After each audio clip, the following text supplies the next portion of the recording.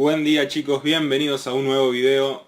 Y antes de comenzar este video me gustaría agradecerles a todos los que se suscribieron, recordarles que ya logramos pasar la meta de los 100 suscriptores, que vamos por más, que vamos a tratar de llegar a los 500 suscriptores, y la idea de este canal es que crezca en base a los comentarios, en base a opiniones, en base a pedidos. Y la idea fundamental es que le sirva al estudiante de medicina, que sepa aplicar los temas que estudia en los libros, porque los videos no sirven sin los libros, y que le ayude a estudiar de una manera más pedagógica en base a casos clínicos totalmente cotidianos de la vida, digamos. Y bueno, y si no te suscribiste, suscribite ahora, dale like, compartí el video. Y ahora sí vamos a comenzar con un nuevo tema bastante lindo, clínico, y que cada vez se ve más en la vida cotidiana. En este caso vamos a hablar hoy del paciente neutropénico febril, y en primer lugar me gustaría agradecerles a los autores del libro donde estudié el tema, del doctor Alcides Greca, Roberto Gallo, Roberto Parodi. Terapéutica Clínica se llama el libro, es libro de la cátedra de Clínica Médica de la UNR, Universidad Nacional de Rosario. Se los recomiendo si lo pueden conseguir. Bien, ahora sí vamos a hablar del paciente neutropénico febril, y en este caso les traigo un caso clínico de un hombre de 60 años que es exfumador, que tiene un EPOC severo en tratamiento con broncodilatadores y esteroides inhalados. Fue diagnosticado de cáncer escamoso del lóbulo superior izquierdo del pulmón en tratamiento con radioterapia y posteriormente quimio. La enfermedad actual, desde ayer por la mañana, presenta malestar general, fiebre de 38 grados con escalofrío. En los exámenes complementarios notamos un electro con taquicardia sinusal a 130, descenso inespecífico del ST con onda T negativa en cara anterolateral. En lo que es la analítica, un estado vacío-base con un pH de 7,5, una PCO2 de 31, una presión de oxígeno de 63, bicarbonato de 24, una saturación de oxígeno del 95%, la creatinina de 1,07, la urea de 42, sodio de 137, potasio de 3,6, una troponina de 0,1, una GTP de 29, una hemoglobina de 13,9, un hematocrito de 41 y plaquetas de 142. Leucocitos, la fórmula leucocitaria de 600, lo cual 100 son neutrófilos y 500 linfocitos. Bien, lo que me llama la atención de este paciente es que está en tratamiento con quimioterapia y radioterapia por un carcinoma.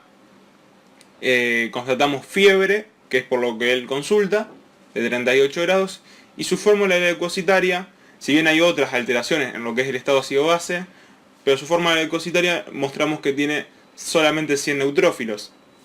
Para tratar este caso clínico lo voy a tratar al final del video. Ahora vamos a desarrollar el tema, y en el final del video vamos a resolver el caso en su totalidad.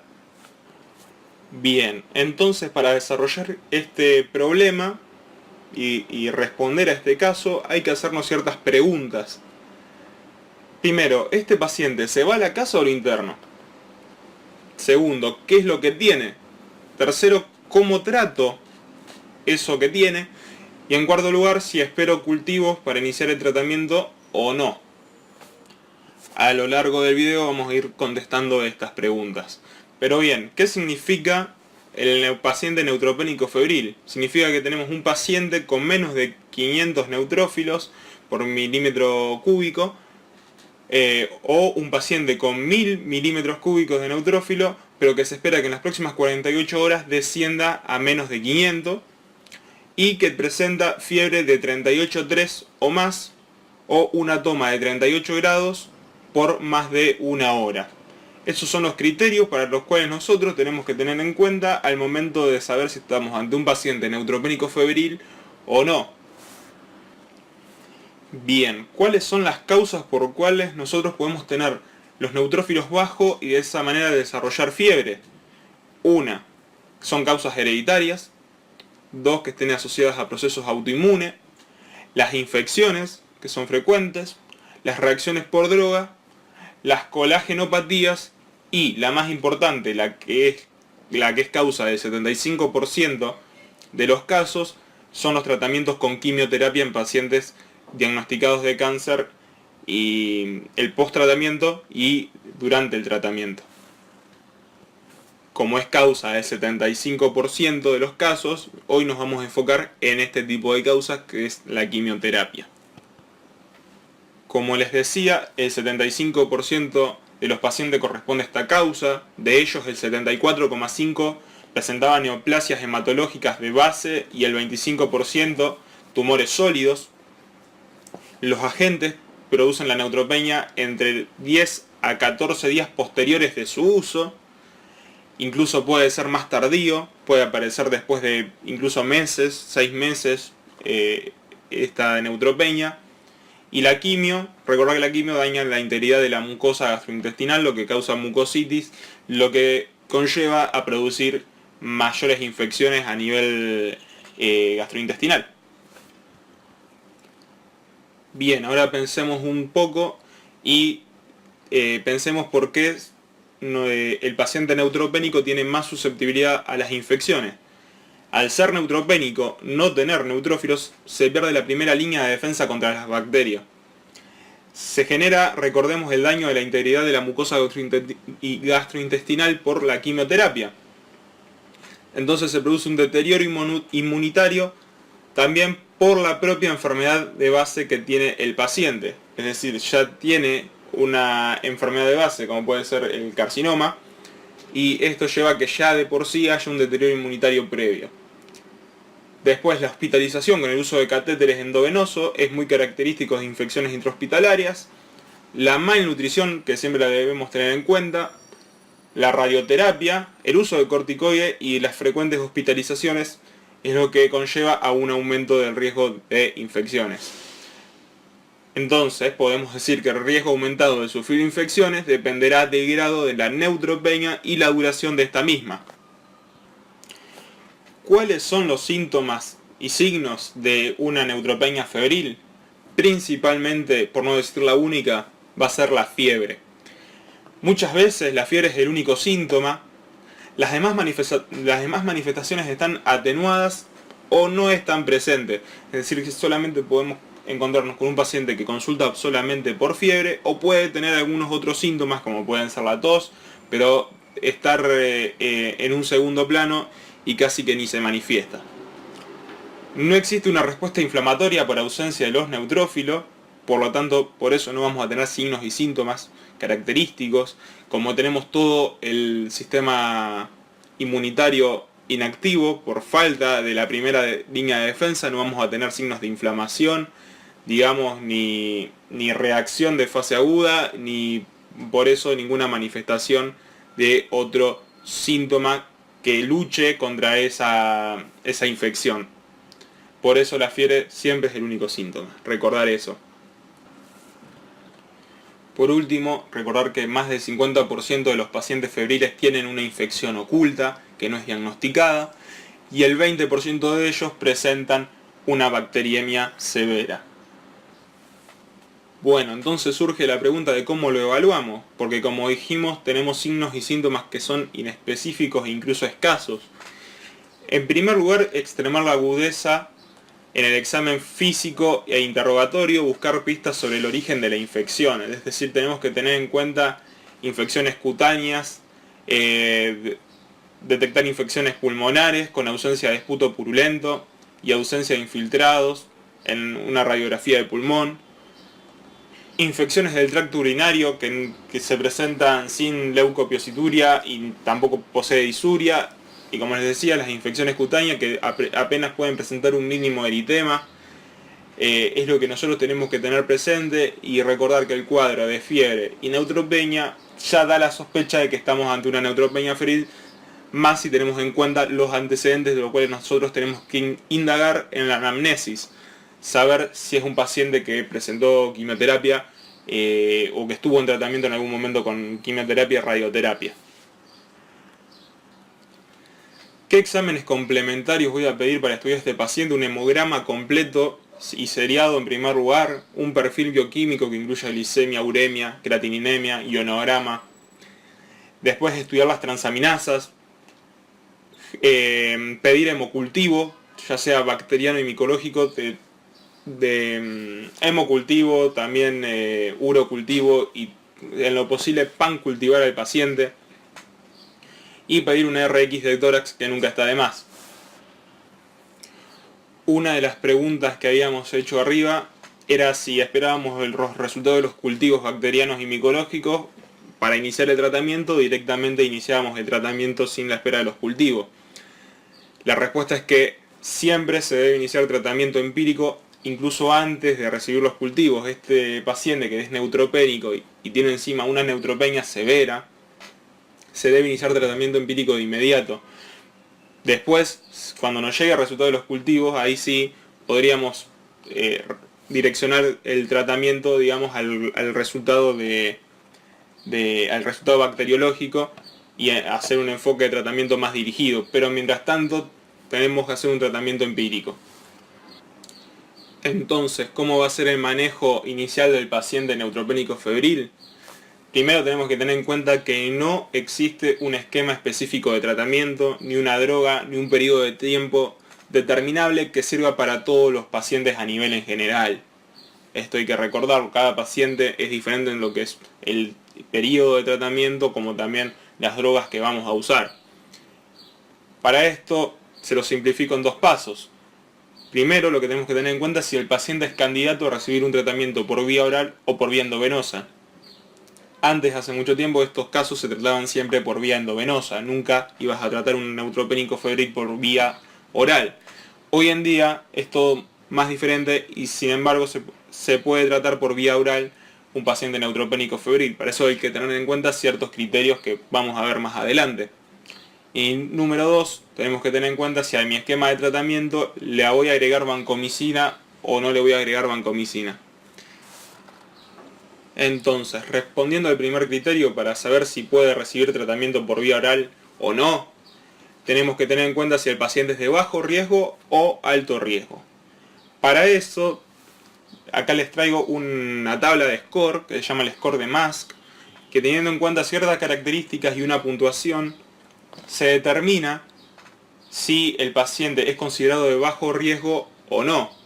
Para eso tenemos que tener en cuenta si es asintomático o presenta síntomas muy leves, si se presenta con hipotensión o no, si se presenta con EPOC, si estamos hablando de que tuvo un tumor sólido o sin infección fúngica previa, si el paciente no posee deshidratación, si tiene síntomas a nivel moderado, si el paciente comenzó con fiebre de forma ambulatoria y no internado, y la edad, si es menor de 60 años o mayor de 60 años.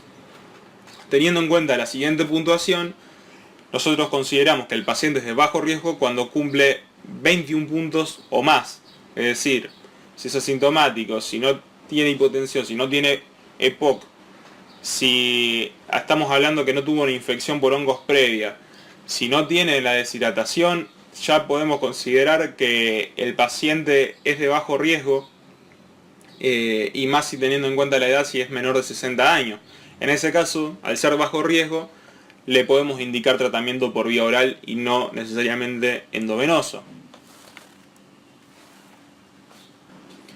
Bien, el segundo criterio que debemos tener en cuenta es si incluyo la vancomicina en el tratamiento o no. Recordemos que la vancomicina se usa especialmente para tratar Staphylococcus aureus meticilino resistente, Staphylococcus coagulasa negativa, Streptococcus viridans y algunos enterococos. En general, nunca es necesaria su administración, pero debemos tener en cuenta que ante una sospecha clínica de infección seria por uso de catéter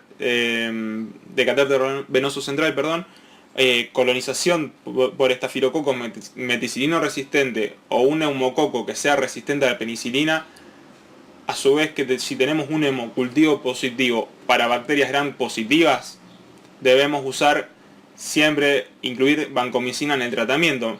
Además de que estamos hablando de un paciente que es de alto riesgo con hipotensión y neumonía. Para eso recordemos tener en cuenta el score anterior. Entonces, en esos casos sí se recomienda iniciar el tratamiento con vancomicina y reevaluar a las 48 horas si seguimos utilizándolo en el tratamiento o no. Pero bueno, hablamos un montón, ya creo que nos perdimos, no sabemos cómo tratarlo, si agregamos vancomicina o no, si era de bajo riesgo o alto riesgo, qué medicamentos usamos, eso tampoco lo hablamos, así que les traigo acá, en este cuadrito, un esquema de antibiótico sugerido para pasar en limpio todo lo que dijimos anteriormente y tener en cuenta que en un paciente que tiene fiebre con temperatura mayor de 38, mayor o igual a 38 grados 3 3 grados centígrados o una toma de temperatura por una hora de 38 grados más una neutropenia, que la consideramos neutropenia a menor de 500 milímetros cúbicos de neutrófilos.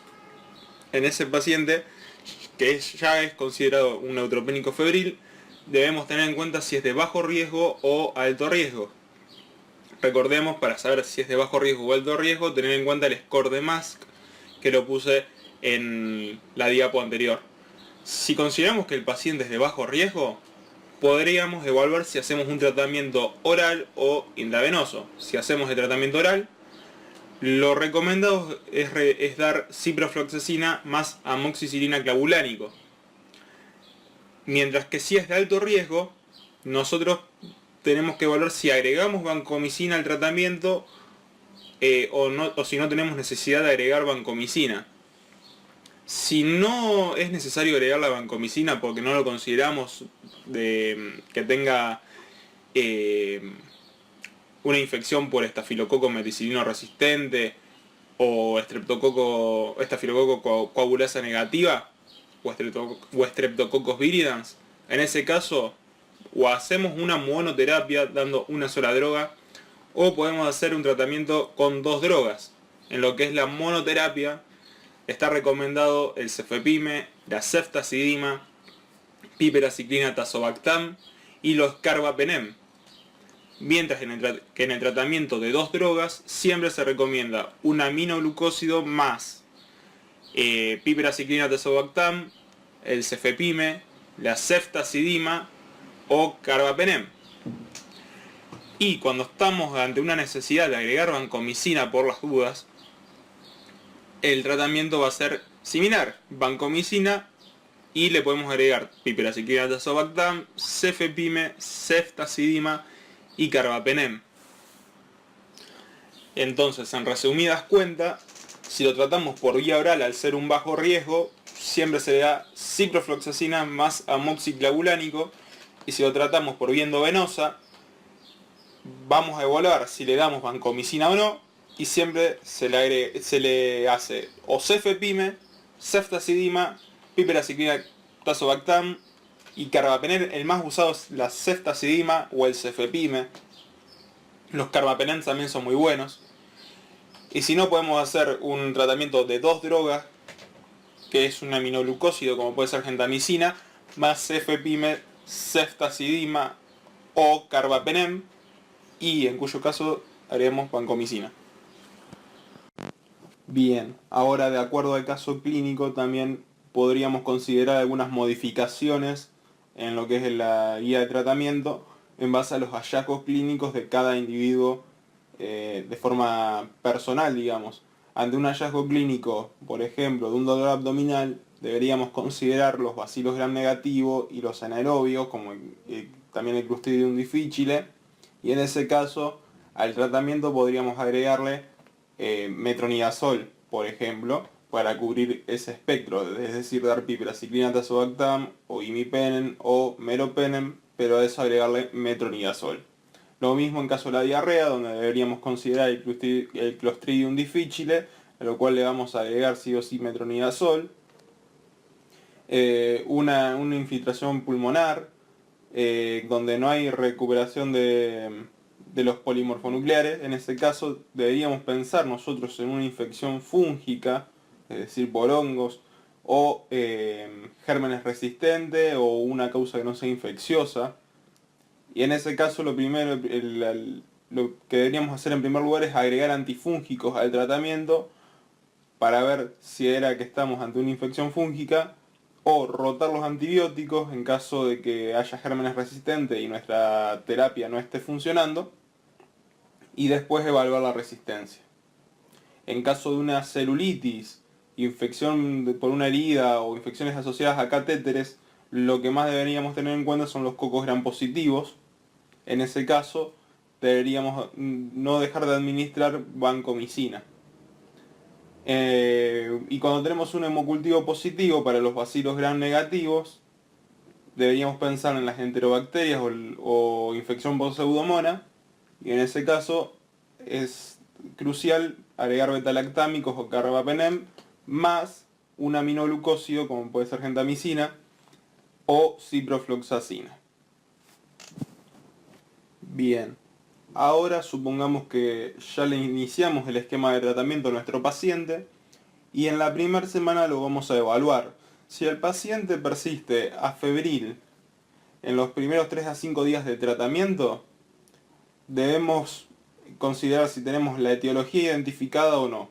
En caso de que no tengamos etiología identificada, deberíamos evaluar en base a los criterios mencionados anteriormente si ese paciente es de bajo riesgo o de alto riesgo. En caso de que sea de bajo riesgo, deberíamos rotar a una vía oral, es decir, cambiarle el esquema de tratamiento hacia una vía oral, ya dejarla parenteral, dando ciprofloxacina más amoxiclavulánico. Ahora bien, si el paciente es de alto riesgo y todavía no le encontramos la causa de la infección, deberíamos continuar con el mismo tratamiento. Y si nosotros encontramos la causa de este cuadro, directamente podríamos ajustar el tratamiento a aquellas bacterias o aquella infección que encontramos en el cultivo de tantos de esos cultivos que hicimos. Por eso digo que van a cultivar lo más posible a este paciente al fin de encontrar la infección causante. En ese caso redireccionaríamos el esquema de tratamiento solamente a tratar a ese microorganismo. Pero bien, hay veces que la fiebre persiste más de la primera semana, más de 5 días, y en este caso, ¿qué hacemos si persiste la fiebre? Bueno, deberíamos pensar que podemos estar en presencia de una infección que no es bacteriana, es decir, una presencia fúngica, una infección bacteriana resistente, una lenta respuesta de las drogas o un inadecuado nivel de antibiótico en sangre. Lo más frecuente es que en estos casos se presenta una infección fúngica, por eso hay que agregar un tratamiento antibiótico cuando estemos en presencia de fiebre persistente, donde vamos a agregar anfotericina B de primera elección. Después, posteriormente, podremos evaluar si las drogas en realidad son resistentes, deberíamos cambiar el esquema, o había un inadecuado nivel en sangre, pero una infección fúngica nunca hay que dejarle de pasarla por alto, y por eso, cuando la fiebre persiste, lo primero que se hace es agregar un antimicótico al tratamiento. Bueno, entonces, ¿cuándo vamos a dar por finalizado el tratamiento? Vamos a resumir todas las cantidades de palabras que dijimos en este cuadro, así se lo llevan y se les queda grabado en su mente. Primero, vamos a finalizar el tratamiento solo basándonos en el recuento de neutrófilos. Es decir, que nunca vamos a poder dar de alta a un paciente que tenga una neutropenia o menos de 500 neutrófilos. ¿Sí? No importa si tiene fiebre o no tiene fiebre, eso es otra cosa. Pero nunca vamos a dar de alta a un paciente que tenga menos de 500 neutrófilos. Entonces, la duración del tratamiento antibiótico, vamos a evaluarla si está febril ya en el tercer y quinto día o si tiene fiebre persistente. Si está febril en la primera semana después del tratamiento, si tiene más de 500 neutrófilos por milímetros cúbicos durante 2 días y no se identificó infección, en ese caso ahí sí vamos a suspender el antibiótico. En caso de que tenga menos de 500 neutrófilos en el séptimo día, es decir, al finalizar la primera semana, vamos a evaluar nosotros los factores de riesgo para saber si es de bajo riesgo el paciente o es de alto riesgo. En caso de que sea de bajo riesgo, ahí sí podemos suspender el antibiótico luego de 7 días y en todo caso reevaluarlo por vía oral, es decir, pasar al tratamiento vía oral como dijimos anteriormente, y constatar la evolución hasta que consiga tener más de 500 neutrófilos. Ahora, si es el paciente de alto riesgo, seguir con el mismo tratamiento hasta que cumpla el criterio de tener más de 500 neutrófilos. No se da de alta el paciente de alto riesgo con menos de 500 neutrófilos y se sigue con el mismo esquema de tratamiento. Y bien, por el otro lado, si nos encontramos con el paciente con fiebre persistente más allá de la primera semana, vamos a evaluar si posee más de 500 neutrófilos. En ese caso suspendemos los antibióticos 5 días después que constatemos que los neutrófilos no bajaron de 500 y después reevaluar. Es decir, un paciente con fiebre persistente, aunque haya cumplido la meta de 500 neutrófilos, como la fiebre es persistente y todavía no se sabe tal vez la etiología, si puede ser una infección fúngica o una resistencia antibiótica, se espera 5 días más para después reevaluar si la fiebre persiste o no. Y en caso de fiebre persistente y el paciente siga teniendo neutropenia, en ese caso continuar el esquema antibiótico y agregar los antifúngicos, obviamente, por 2 semanas y después reevaluar. En caso de que aún persista la neutropenia y la fiebre, vamos a pensar en que hay que rotar los antibióticos para los bacilos gram negativo y cocos gram positivo, y además debemos seguir agregando los antifúngicos. Y bien, espero que se haya entendido. Para terminar, vamos a volver al caso clínico que teníamos arriba y vamos a tratar de resolverlo. ¿Qué haría yo con este paciente? Paciente, hombre de 60 años, que es exfumador, que tiene un EPOC severo, que está en tratamiento con broncodilatadores, que fue diagnosticado por un cáncer escamoso a nivel del lóbulo superior izquierdo, en tratamiento con radioterapia y quimioterapia. En la enfermedad actual tiene malestar, dice que tuvo malestar en general, con fiebre de 38 grados, con escalofríos, tos con expectoración verdosa y aumento de la disnea. En el examen complementario, el electro nos da una taquicardia sinusal a 130, descenso del ST con onda T negativa en cara anterolateral, una RX de tórax que nos demuestra refuerzo de la trama sin imagen de condensación. En la analítica nos encontramos con un pH un poco alcalino, la PCO2 está un poco disminuida en base a una presión de oxígeno un poco levemente aumentada, que eso da a entender se da a entender, digamos, por la taquicardia sinusal que tiene y el manejo del paciente, el porqué del paciente de querer lavar ese dióxido de carbono. Es decir, que el paciente está en una alcalosis respiratoria causada por esa taquicardia sinusal que lo lleva a tener seguramente un aumento de la frecuencia respiratoria, lo que hace lavar ese dióxido de carbono, disminuyéndolo y aumentando la presión de oxígeno, y eso hace que se altere el pH, haciéndolo un poco más alcalino. Después tenemos bicarbonato de 24, una saturación de oxígeno un poco disminuida, hasta 95, recordemos que lo normal es tener un 98%, un poco disminuido el sodio apenas, y lo vamos a lo más importante, tiene leucocitos, una fórmula leucocitaria de 600, donde 100 solo son neutrófilos, 500 son linfocitos. Es decir, este paciente yo en primer lugar tengo que catalogarlo como un paciente de alto riesgo cuando lo voy a tratar por neutropenia febril. Tiene una clara neutropenia, una muy marcada neutropenia, y a este paciente debo tratarlo con el mayor de la atención posible. ¿Por qué? Porque estamos, primero, que es mayor de 60 años, segundo, tiene un EPOC severo, recordemos la tabla de paciente de bajo riesgo y alto riesgo, y además tiene un tumor diagnosticado y ya ingresó con fiebre ya vino con fiebre desde antes, ¿entendés? Entonces, todos estos criterios me hacen pensar que este paciente ya es de alto riesgo considerado. Entonces, en el tratamiento ¿Cómo lo voy a enfocar yo?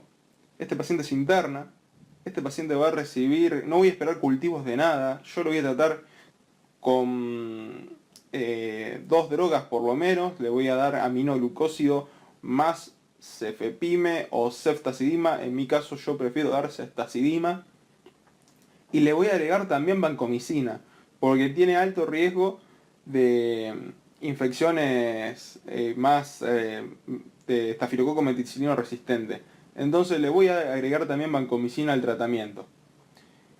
Posteriormente puede que me vengan los cultivos y que los cultivos me den positivo, y en ese caso igual voy a seguir manteniendo el mismo esquema de tratamiento por ser de alto riesgo, y puede ser que el paciente después de que yo inicie el tratamiento se mantenga afebril en la primera semana, pero sin embargo, como lo considero de alto riesgo, voy a seguir manteniendo el esquema de tratamiento, no lo voy a pasar a vía oral, ¿sí? Entonces, respondiendo, este paciente se interna sin dudarlo. Estamos en presencia de una neutropenia febril de alto riesgo.